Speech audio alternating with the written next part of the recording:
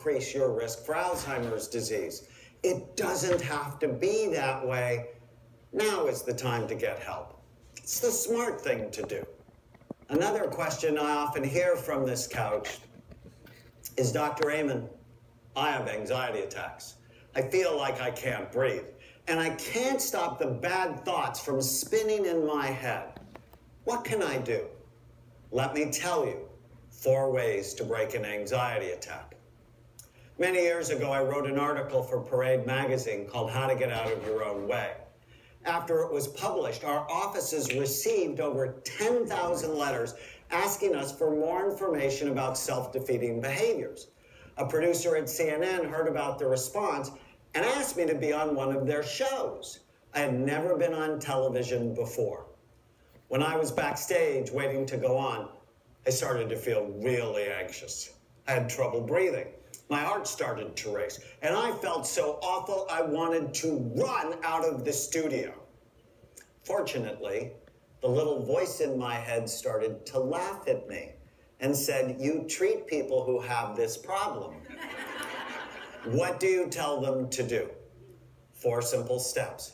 In fact, I often write these down on a prescription pad for my patients. 1, slow your breathing, especially when you exhale. Do you know what causes an anxiety attack? Too much activity in the part of your brain that senses danger. Consciously taking slow, deep breaths, taking twice as long to exhale, helps you regain control. I did that and started to feel calmer. 2, don't leave. If you leave a situation that's really not dangerous because of your anxiety, the fear will control you and you may never go back. So I didn't leave. 3, write down your automatic thoughts and ask yourself if they're true and whether they are helping you or hurting you. My first thought was, I'm going to forget my name, which was funny because I've never forgotten my name. The second thought was, I'm going to stutter. And the third thought was 2 million people are going to think I'm an idiot. No wonder I wanted to run out of the studio. My brain was playing a horror movie with me as the main victim. Fortunately, I knew that thoughts lie.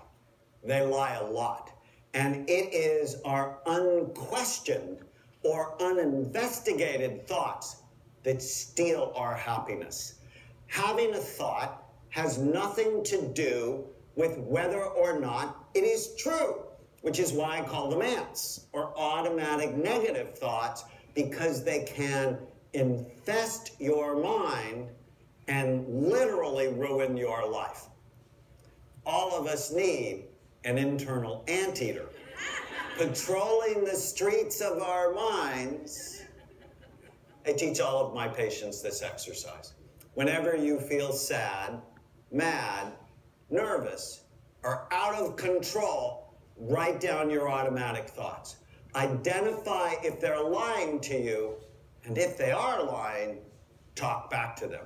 So in the CNN studio, I took out a piece of paper, just like I tell my patients to do, and divided it into 3 columns. In the first column, I wrote down the thoughts, just as they occurred in my brain. In the second column, I wrote the type of ant it was. There are 9 different kinds of ants, or ways we distort our thinking to make things worse, such as fortune telling, mind reading, or guilt beatings. You can learn more about them in the program materials. In the third column, I eliminated the ants by talking back to them. Next, I'm going to forget my name. I wrote fortune telling, where I was predicting the future with fear, the most common type of ant among people with anxiety attacks.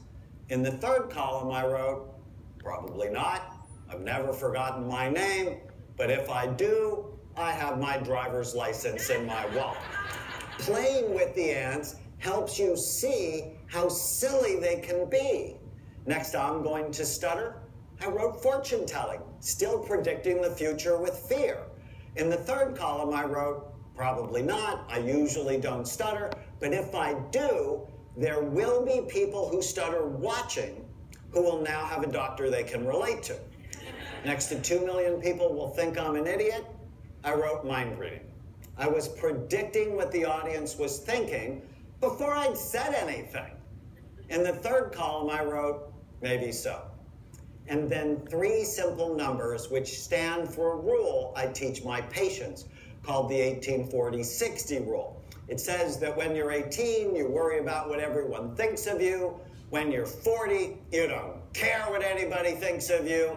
And when you're 60, you realize no one has been thinking about you at all.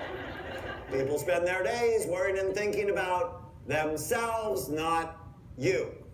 If you don't question and control your thoughts, your ants literally provide the gasoline for anxiety and depression and sleep problems and can wreak havoc on your relationships.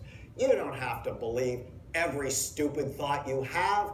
In many different scientific studies, learning how to kill the ants by challenging your negative thoughts has been found to be as effective as prescription medication with no side effects.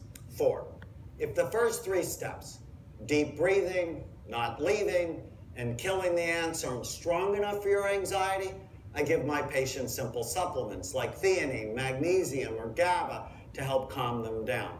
Plus, I often use medical hypnosis, which we'll learn about later.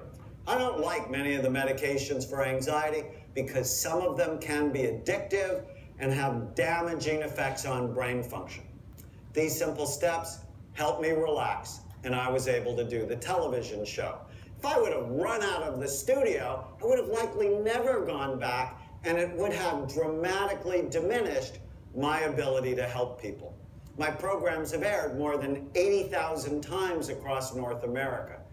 Don't let the ants steal your dreams and ruin your ability to do good things in the world. One of the most common questions